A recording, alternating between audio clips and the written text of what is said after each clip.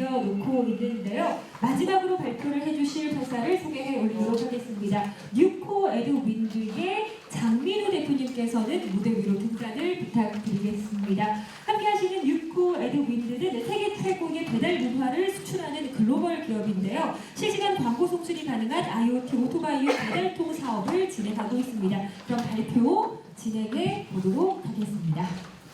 안녕하십니까, 장민우입니다. 음식과 광고를 동시에 배달하는 3년 디스플레이 배달통 DD박스입니다. 딜리버리 디지털 박스로 해가지고 앞자만 따서 DD박스라고 했습니다.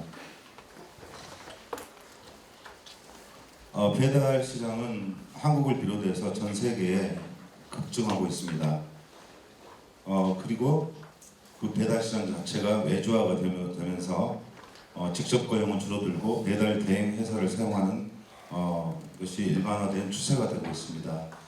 제가 어저께 스위스에서 돌아와서 행사를 하고 지금 바로 여기 오느라고 시차 적응이 안 돼서 좀 이해 좀 부탁드리겠습니다. 전 세계 어디를 가든지 모든 나라가 배달을 외주화하고 있습니다. 외주화를 하면서 문제가 되는 것은 바로 이런 상황입니다.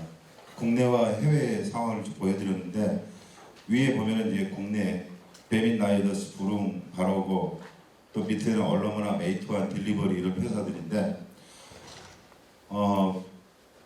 3면에 오토바이 3면에 배달 회사, 즉 배달자가 광고를 독식하는 것입니다. 그래서 예전에 직접 고용을 했을 때는 내내치킨 역삼점, 무슨 피자, 삼성점하고 광고를 할 수 있었는데 이제는 거의 모든 나라들이 모든 나라의 모든 그 배달 대행 회사에서 전부 광고를 독식함으로 인해서 영세 자영업자들은 광고를 할 방법이 없어졌습니다. 그래서 이제 그로 인한 문제들, 사회적 문제들이 발생을 하게 됩니다. 저희가 개발한 이 DD박스는 영세 자영업자가 내 돈을 내고 주문을 배달을 의뢰했을 때, 즉 치킨집 사장님이 치킨 배달을 고깃집에 의뢰했을 때는 치킨집 상호로 즉시 변경이 되고 피자집 사장님이 주문했을 때는 피자집 상호로 변경이 돼서 적어도 내가 돈을 냈을 때 내 상호를 되돌려 달라는 그런 요구를 이제 저희가 수행하게 된 것입니다. 저는 원래 법학을 전공했습니다. 근데 어떻게 하다 보니까 오토바이를 하게 됐는데 제가 직접 퀵서비스도 해보고 배달대행을 하고 한 22년 정도의 경력이 있습니다. 저 아이디어는 제가 배달대행을 하면서 치킨집 사장님께서 어느 날 갑자기 저에게 그 내내치킨 사장님이 우리 집 상호를 오토바이에다 붙여주면 한 달에 30만 원씩 주겠다, 저한테 그런 이야기를 했습니다. 그래서 제가 아니 사장님, 그러면 제가 내내치킨 붙이면은 BBQ 치킨집에는 어떻게 배달 갑니까? 제가 그랬더니 굉장히 고민을 하시더라고요. 근데 며칠 뒤에 BBQ 치킨 사장님이 저에게 하시는 말씀이 오토바이에다 그걸 붙여주면 50만 원을 주시겠다는 거예요. 그래서 이게 모든 사람의 욕구가 그렇구나. 그런데 배달을 갈 때마다 종이 스티커를 붙였다 띄었다 할 수도 없고 어떻게 해야 되나 고민을 하다가 이게 주문을 할 때마다 스스로 그 자리를 찾아 들어가는 똑똑한 스마트 배달통이 있으면 좋겠다 해서 저희가 연구 개발을 하게 되었고 결국은 이제 DD박스를 만들게 되었습니다. 배달 시장은 어마어마하게 지금 성장하고 있습니다. 이 부분은 시간상 넘어가겠습니다. 지금 현재 사회적 문제가 배달이 외주화되면서 생기는 문제점을 먼저 말씀드리겠습니다. 배달 기사가 배달료 3,000원을 받게 되면 그 위에 배달대행 업주가 10%인 300원을 떼갑니다. 그리고 그 위에 소프트웨어를 제공하는 솔루션에서 100원을 떼갑니다. 그래서 실질적으로 배달이 가지고 갈 수 있는 돈은 2,600원입니다. 2,600원, 그러니까 한 건에 400원의 수수료가 빠지는데 이게 별로 아닌 것 같지만 1년으로 환산해 보면 1년에 연간 720만 원, 1,000만 원이 넘는 비용을 영세 배달원들이 부담을 하고 있습니다. 그래서 그 배달원들이 그 수수료를 내는 만큼 난폭운전이나 중앙선 침범, 인도주행, 신호위반 등을 할 수밖에 없고 그로 인해서 발생되는 교통사고로 인한 사회경제적 비용도 점점 증가하고 있는 추세입니다. 또 배달 문화가 확산된다는 것은 그 뒤에 오토바이에 달린 배달통의 개수가 늘어난다는 것인데, 역시 유리섬유로 만들어진 그 FRP 소재로 환경 공해를 불러일으키고 있습니다. 상호에 관한 부분입니다. 영세 자영업자들이 더 이상 자기 자신들의 상호를 광고하지 못하게 되자, 이제 예전에 그 배달앱 전문가라고 하시는 분들이 스마트폰이 발달되면은 종이 광고는 사라질 것이다라고 했는데, 작년에 53조 원의 종이 광고가 발행 비용이 들었습니다. 왜냐하면 오프라인에서 상호를 잃어버린 영세 자영업자들이 이제는 우리 집 배달합니다를 알려야 되기 때문에 엄청나게 전단지와 종이 광고를 찍어서 배포했기 때문입니다. 오히려 그게 오토 시장의 발달에는 역기능이라고 할 수 있습니다. 저희 제품은 그러한 모든 아까 영세 자영업자들의 이 제품을 저희들 디디박스를 달고 다니는 배달원들에게는 3년 동안 저희들이 수수료를 면제해 줄 생각입니다. 그리고 영세 자영업자들은 무료로 상호를 되찾을 것입니다. 그리고 오프라인상에 그 종이 광고하는 것을 줄여줄 것입니다. 그리고 기존의 수대 방식으로 만들어졌던 환경 오염 물질의 FRP를 더 이상 사용하지 않고 폴리카보네이트, 전투 경찰들의 쇠파이프 막아내는 그 방패 재질의 폴리카보네이트로 내부 충격성을 50배 이상 강화를 했고, 그래서 이걸로 대량 생산을 함으로써 해외 수출에 진출할 생각입니다. 또 저희들이 들어있는 기술은 3면 제어 기술인데, 저희가 NET 신청을 했습니다. 반드시 3면에 동일한 화면이 나오기 위해서는 모니터 분배기라는 게 있어야 되는데, 저희들은 모니터 분배기를 없애고 바로 하나의 인베디드로 3면을 제어할 수 있는 기술을 개발했습니다. 광고비는 가맹점 광고비는 0원이고 배달원 수수료는 0원이고, 또 오히려 유료 광고를 통해서 저희들 유료 광고를 통해서 발생되는 대기업의 어떤 프랜차이즈 광고라든가 대기업 광고라든가 가전 세일 광고라든가 이런 광고들은 유료 광고 공차 시간에 돌아갈 수 있습니다. 그 광고비를 라이더들에게 되돌려줌으로써 가장 영세한 배달원들을 우리의 판에 만들 수 있습니다. 그러니까 쉽게 말해서 내가 이제 저희 회사가 성장할 수 있는 배경은 뭐냐면 바로 이 배달 시장의 양대 산맥인 가맹점과 라이더들의 움직임입니다. 이동 요인이 있는가? 내가 배달원이라면 수수료를 1,000만 원씩 내는 데서 일할 것인가? 아니면은 수수료 0원에 유료 광고 수익까지 나눠준 데서 일할 것인가? 당연히 이쪽으로 몰려들 것입니다. 두 번째, 가맹점도 마찬가지입니다. 내 광고 내가 돈 내는데 내 광고를 무료로 해주는 데서 할 것이냐, 아니면 그냥 할 것이냐. 그래서 두 사람의 양대 산맥을 움직일 수 있는 요인을 가지고 있기 때문에 저희들은 이 사업에서 실패하지 않을 거라고 생각하고 있습니다. 저희가 지금 현재로는 스타트업이고 많은 그 투자를 하고 있는 과정이기 때문에 단기 손실이 많습니다. 하지만 지난 3주 전에 저희가 파나마 국제 박람회에서 특허 라이선싱 계약을 했습니다. 그래서 멕시코와 미국과 캐나다에 있는 그쪽에는 7천만 불의 특허 라이선스 계약을 체결했고, 중남미와 남미를 아우르는 부분에는 저희가 5천만 불의 라이선싱 계약을 체결했습니다.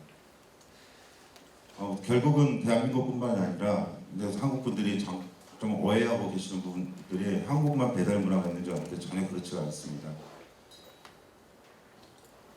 해외에서도 우버이츠나 또 딜리버리 히어로 이런 데에서 굉장히 많은 본격적인 배달 문화가 형성되고 있기 때문에 저희들이 얼마든지 해외 시장에 공략할 수 있습니다. 또 한 가지, 기존의 FRP로 서로 했을 때는 중국도 FRP, 저희도 FRP, 베트남도 FRP 이랬을 때는 서로 수입하고 수출할 여건이 안 됐지만, 저희가 신소재를 사용함으로써 그리고 광고라고 하는 그 특징을 가지고 시장에 진출했을 때 굉장히 좋은 반응이 있습니다. 그래서 제가 다음 5월 초에 베트남의 삼성이라고 하는 빅커머스의 그 부사장과 관련해서 미팅을 하기로 되어 있습니다. 아마 업무 협약이 될 것 같습니다. 저희 짧게 말씀드리면은 저희가 2019년도 하반기에는 아까 뭐 특허 라이선스비를 제외하더라도 10억 이상의 그 매출 발생할 것이고 저희가 2021년까지는 약 700억 정도 라이선스 비용 별도로 그 정도 할 수 있는 그 캐파를 가지고 있습니다. 지금 현재 감사합니다.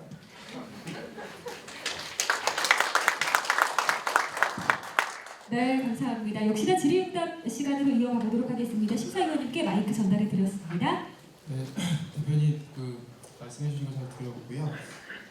아직 수도권 쪽에서는 서비스를 안 하시는 걸로 좀 보이는데 지금 구미나 광주 여기 있습니다. 여기.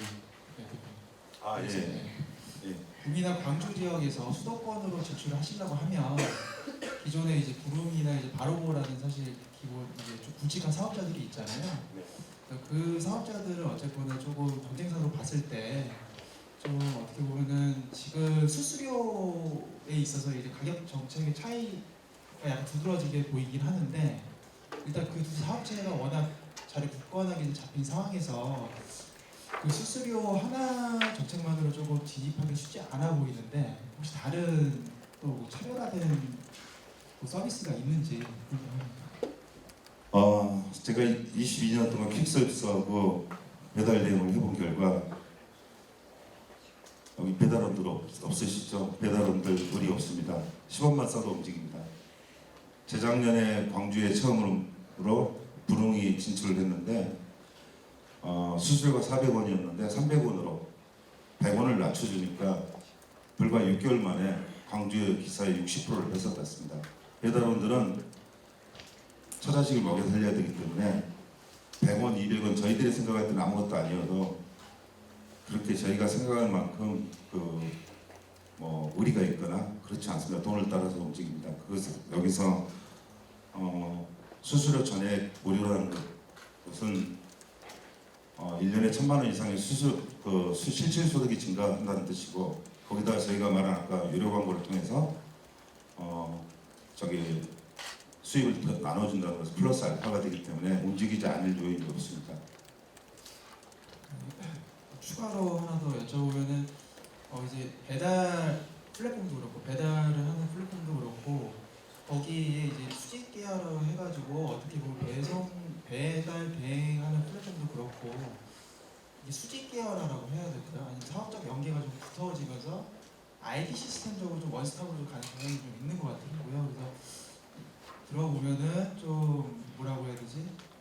이게 어떻게 보면 버튼 하나로 이게 포스 하나를 연결을 해서 소비자가 진행을 했을 때 최종 그게 이제 기사부까지 이제 콜을 가는 게 경로를 이제 하나로 이제 연결하는 작업이 좀 많이 진행 중인 걸로 알고 있는데 혹시 그쪽 방향에 대해서도 혹시 사업을 추진하시는 게 있으신가 해서 궁금합니다.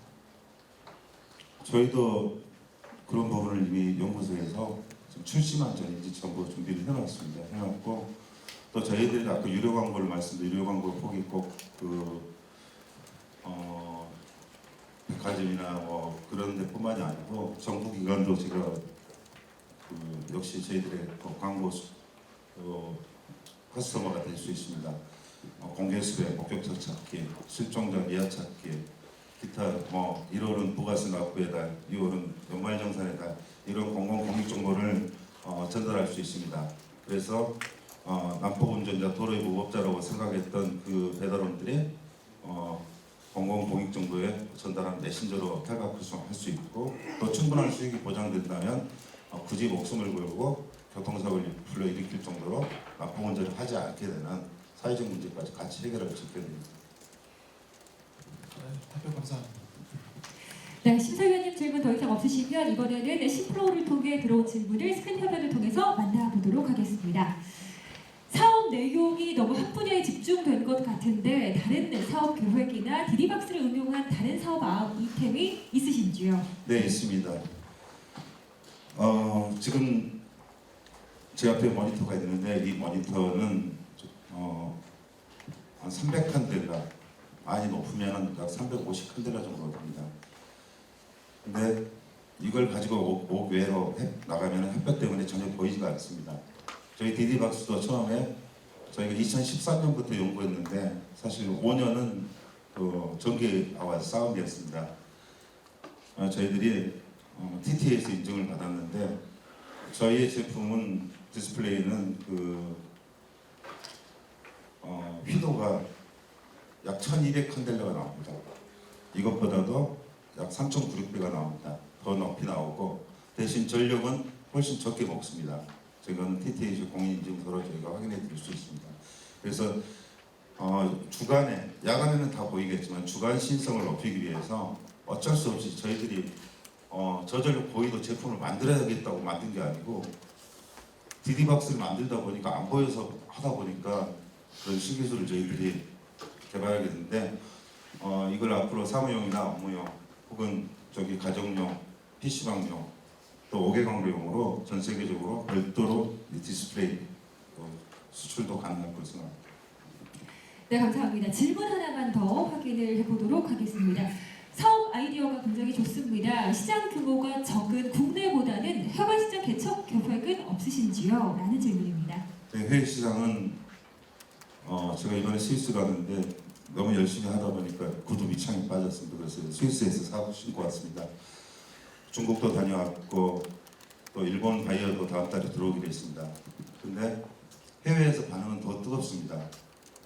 우리나라는 전체 오토바이 수가 약 300만 대이고 그 중에서 배달용과 관련된 오토바이는 78만 대인데 중국의 메이트완에서 저희가 작년 12월부터 연락이 와서 저희도 지금 계속 협상 중에 있습니다. 근데 메이트완의 배달 수는 300만 명이니까 약간 작은 얼러머는 100만 명이고 그리고 조금 작은 아주 그 숫자가 별로 안 된다는 데가 40만 명이고 그래서 중국에서도 그렇고 아까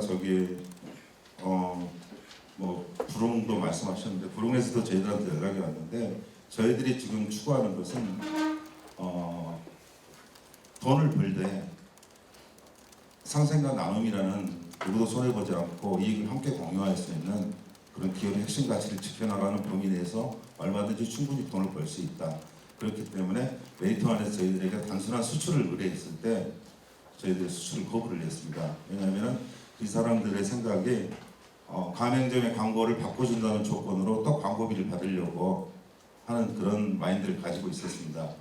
그래서 저희들은 영세 자영업자가 아까 폐업률도 나왔는데 폐업률이 굉장히 높은 상황에서 더 이상 짐을 순간 눈앞에 돈을 벌기 위해서 그 광고비를 받는다면 결국은 자영업자가 저희들에게 등을 돌리게 될 것이고 저희들이 차라리 무료를 해주고 자영업자들 다 이렇게 저희들 표를 만드는 것이 중장기적으로 굉장히 큰 이익이 될 것이다 저희들 판단하고 있습니다. 해외 시장은 북미와 남미는 이미 계약을 체결했고 지금 현재 이제 일본과 베트남 시장도 아까 제가 말씀드렸고 또 유럽하고 동유럽이나 서유럽 쪽 그다음에 호주 쪽 그쪽만 저희들 준비를 하면 될 것 같습니다.